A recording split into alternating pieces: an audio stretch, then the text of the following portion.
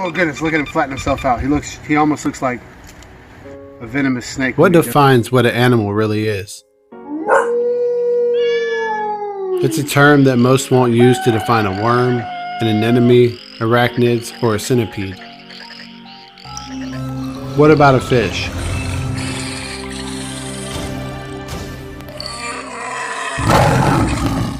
There are so many creatures, invertebrates, amphibians, reptiles, birds, mammals, each organism with significant differences, and yet each one of these has inhabited every continent, which is fascinating.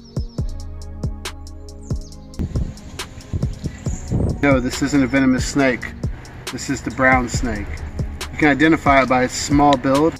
According to the dictionary, this is what an animal is: a living organism that feeds on organic matter, typically having specialized sense organs and a nervous system, and able to respond rapidly to stimuli.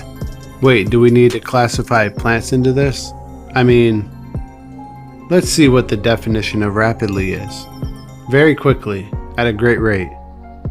I guess that it depends on what our comparison is. Now this snake generally ranges in size from 6 to 13 inches long. It is identified by dark brown or natural brown coloration, blends in perfectly with leaf litter, and 2 rows of spots going all the way down its back, as well as a lighter line on adults.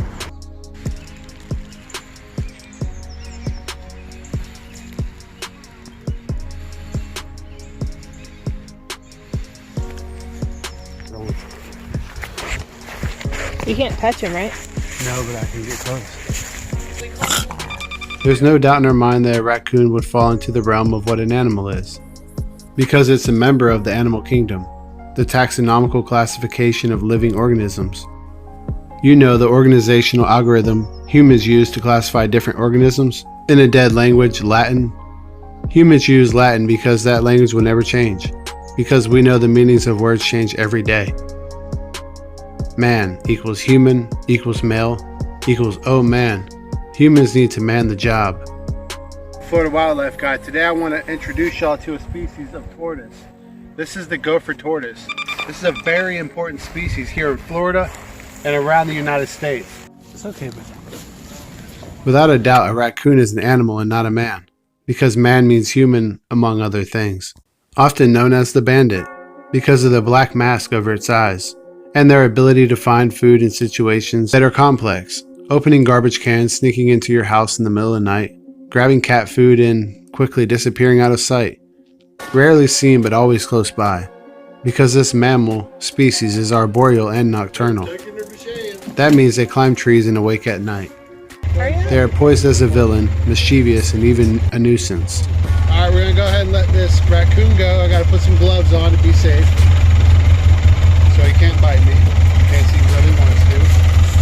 He's ready to go. We're relocating him to the next safest place close to this area. The success of humans has definitely taken its toll on many different species, and in some instances these species have to be relocated to better situations. That's what we have here today. I was recently talking with a biologist that worked with David Attenborough on something not understood about gopher tortoise. The tortoise has got sweat glands, but instead it's got another way of keeping itself cool. Most reptiles head for the shade when it gets too hot. To see where this gopher tortoise is heading here in Florida, I'm going to use this. Now I'm going to approach him from the side because I don't want to scare him, and I want him to know that I'm not here to do him any harm. Hey buddy. And they say turtles are slow. Let's see what the definition of rapidly is. Very quickly, at a great rate. I guess that it depends on what our comparison is. I'm going to leave him alone. I just wanted y'all to see how cool that actually is. The gopher tortoise. The gopher tortoise is considered a keystone species, with over 360 different organisms, species, animals, all depending on its burrows. Alright, so right here is one of many holes we have here on our property. In my opinion, what's more fascinating than that is this species' ability to communicate over great distances. I mean hundreds of feet. You mean to tell me that 2 turtles in a burrow can transmit low frequency signals and actually receive a message. So obviously not anything that you need to be worried about, but still a cool species of snake, and certainly deserves its place here in our ecosystem. Now, we caught him here in the leaf litter in just a common urban environment. That forked tongue, come in here real quick, Adam. Get a real good close-up of that tongue. Now, that forked tongue is what he uses to sense his prey items or any environmental hazards, for instance. Now, it is a modified tongue, and they don't smell. They use that forked tongue to identify any potential prey or predators.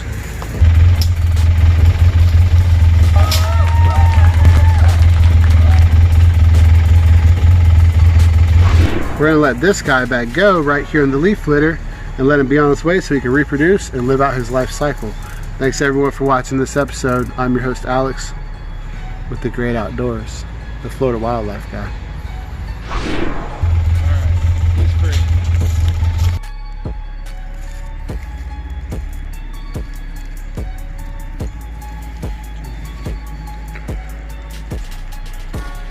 And he's off on his way. How do they sense you? With heat, right? Through your tongue? Mm-hmm. No, only pit vipers.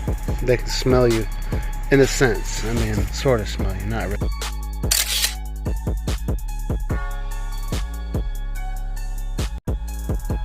When I was a child, I remember my father finding a yellow rat snake in our birdhouse. He told me about the circle of life, and through time I learned about the balance of our ecosystems. Every day a new adventure, a new creature. Shows like The Crocodile Hunter.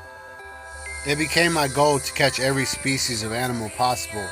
Then YouTube came along and gave me a platform. Now I can share with my subscribers. Thanks for your support. It means a lot to me, the Florida Wildlife Guy.